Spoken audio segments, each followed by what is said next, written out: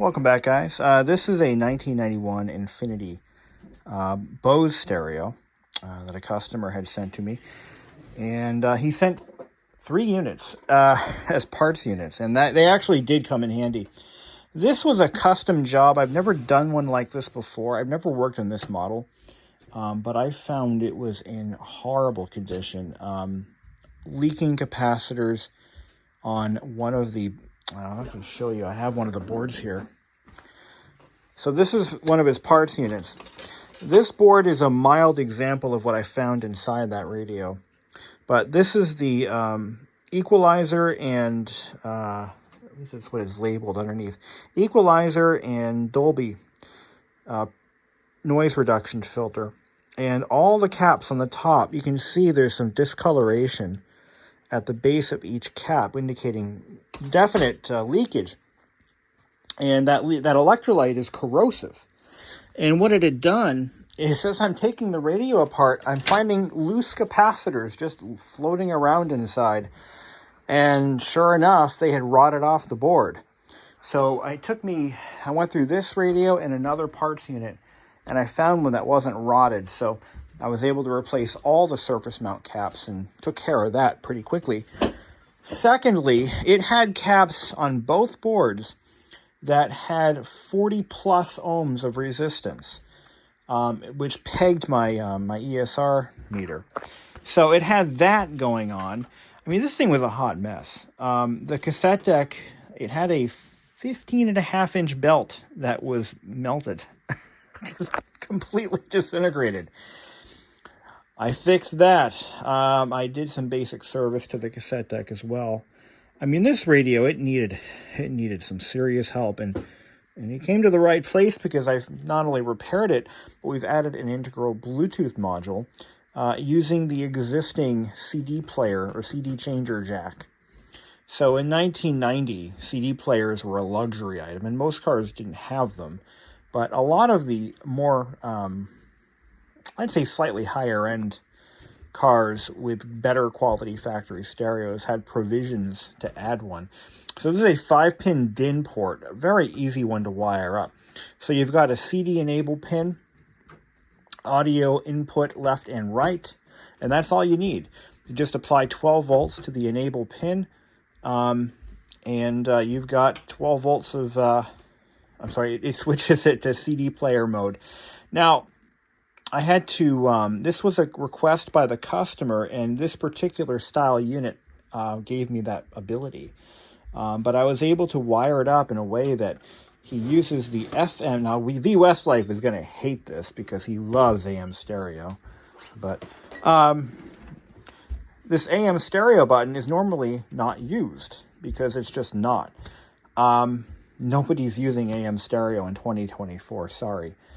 Unless you're a member of a ham radio club and you've got antique radios all over your house, you're not using AM stereo. But AM still works. AM mono works just fine. So what I did is I actually took the switch off the board and I cut off all but the 2 legs that I needed, and I folded them up and turned it into a basic on-off switch. And with that, when I turn this on, it sends 12 volts down this wire here, coming out of the bottom there. I split it off 2 ways. It goes into the Bluetooth module, and then it goes into CD enable. So when I can't really demonstrate this without breaking copyright laws, but it works. I just tested it out, and it works great. I can't really get a good grasp as to what kind of power this unit puts out because, unfortunately, I don't have the Bose amplifiers. But even a unit that has no internal amplification, you should be able to at least hear sound through it. So let's go ahead and power it up. And it's got another party trick. The 90s was a really cool time for electronics and auto manufacturers. They were really trying new things to make their products seem more palatable. Let's go ahead and turn it on. So it automatically comes to, well, it's off or its last known state. Turn it on. It's got a fluorescent display. Now I'm going to go through his displays, and oh yeah, I don't have lighting because yeah, that's light. Okay, that's fine. Okay, that's good. That just dims. The lighting on this stereo is powered by an external power source, the dimmer switch. My harness isn't wired up for it, so I can't really test it. And I believe if I just apply 12 volts to the dimmer wire, wherever that is, it might work. But I think I'm already doing that, so I'm not really sure. Oh, there's the dimmer wire right there. And that's okay. Yeah, I've already replaced one bulb, and it didn't make a damn difference. So, or did it? Here, let's power this off. No, there's no lighting. I think the lighting is fine, but what I can do is at least power up the display, one of the bulbs. If I just put power to one bulb, it should light up the whole field, and we'll see which ones are out. We'll just do what we need to do to make it work. But check this out. How many radios have you seen in a car that have a motorized door to cover the function switches? So if I press this AM stereo button, nothing goes on. So this doesn't light up the display, but you just heard that? It just paired to my phone. So we just turned it into a CD player mode. This doesn't have a built-in clock. On the Infiniti, I believe there was an analog clock in the dashboard. So the stereo doesn't have a clock. Really interesting setup. But you can see the unit's still powered on. And if I just turn this off, the radio turns off. Okay. I have to turn it back on from here. But it works. It works really well. CD player, I'm sorry, cassette deck worked pretty well in this unit now. I went through it and I did my best. It has a bit of a warble because I have to change out the motor capacitor, which I can't do on this type of motor. It's a completely sealed unit and I'd have to destroy it. So what I may do is pull the cassette deck out.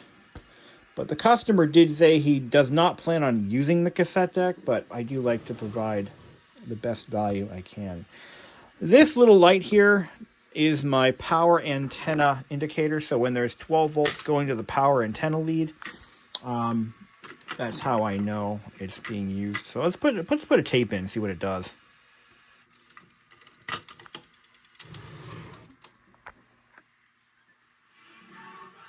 It's working.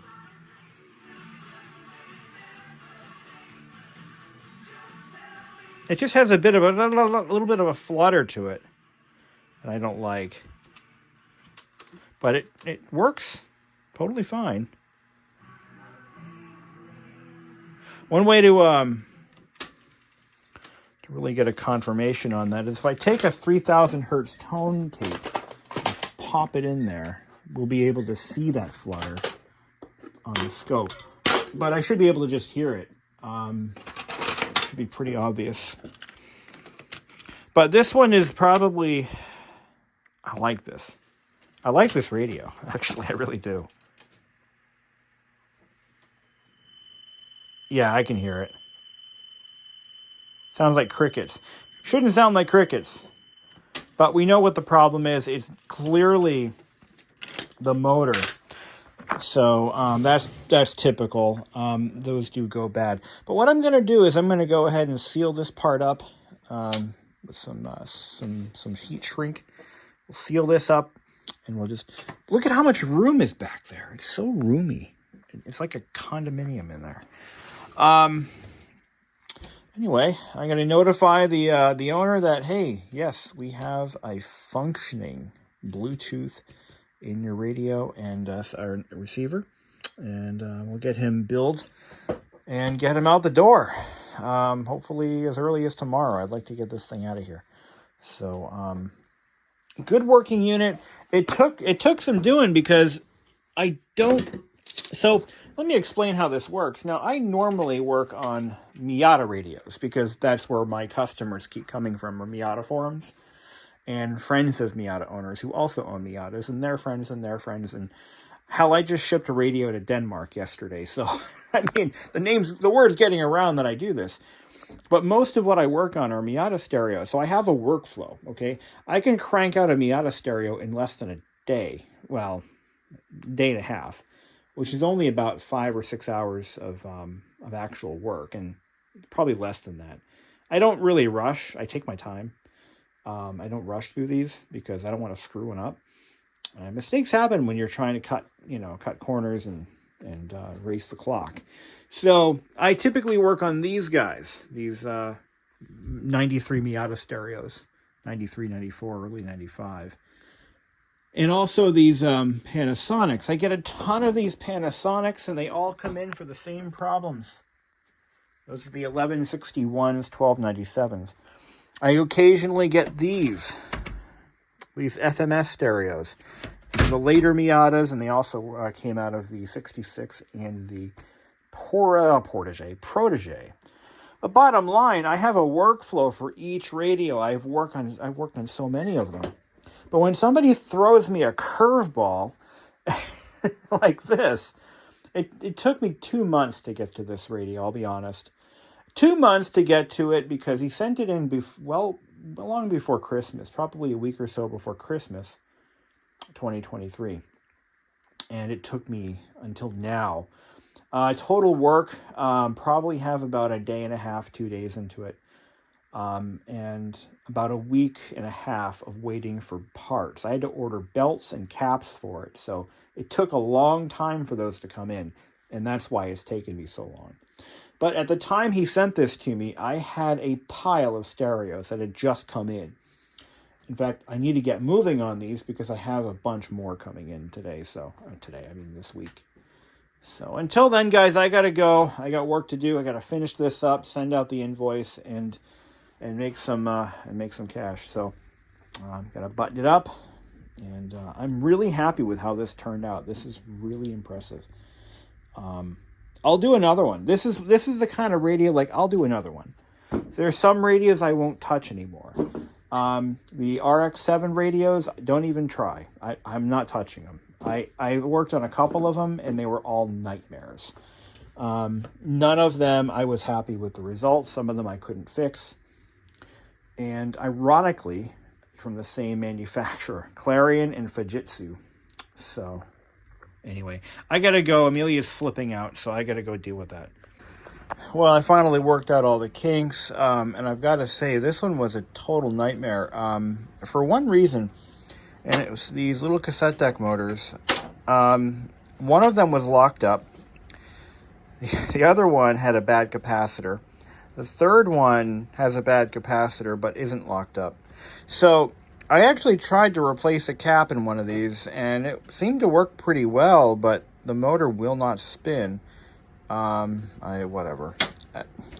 So the owner of this radio told me he will not be using the cassette deck anyway, but I want it to ship with a good cassette deck. So I got it. I found, I think it was the fourth motor I tried out of the 4 units that he had sent me, and that fourth one, it was acceptable. It has a little bit of flutter, but not too much. I mean, I can hear it. But it's a cassette deck that's not going to get used. I'm not going to lose my mind over it. I got it working. It was a non-functional deck, and now it works. So I've got to go ahead and button this all up. But look at how nicely everything kind of tucks in there. There's my Bluetooth module. All the wiring is nicely snaked through. I'm really happy with this one. This one came out okay. I'm really satisfied with this. Now, in my restorations, I do, and any repairs I do, I try to be detail-oriented. So if a wire was routed a certain way or tucked in a certain spot, I do my best to maintain that, because if I were paying someone, to restore my stereo, I would want the same level of service. I know that, not everyone is as detail-oriented as I am, but it's just my thing. I don't accept anything less. One of the rules that I have, in starting this venture, and I mean this, I really do mean this, I won't put out work that I wouldn't put in my own car. And I am very OCD when it comes to that kind of stuff. you know, it has to be, you know, it has to be something that I would be proud to have in my vehicle. And just to point this out, like if I have a stereo in my car and the cassette deck doesn't work, but everything else does, some people are okay with that. I'm not okay with that. I would not feel right having that or putting that kind of work out. So yeah, that's why I generally I prefer the full restorations because, again, you know, I want everything to work. I want it all to work correctly. Now, the cassette deck, I did the best I could. And I don't want to crack open another good motor or marginal one to, you know, we lost a motor. We lost a motor. I don't know how, but this motor, it runs. But I believe there may be some other issue with the controller in here that it just doesn't like it. Anyway, so because we modified this unit, this port right here in the back, it doesn't work. I'm going to put a piece of black tape or something over this and then put the cover on just to signify that. Generally, when I do a Bluetooth mod on a stereo with an auxiliary port or an accessory port, that port no longer functions for its intended purpose. That's just the sacrifice we have to make. And I don't believe this guy has the factory CD changer, or CD player, so we don't have to worry about that at all.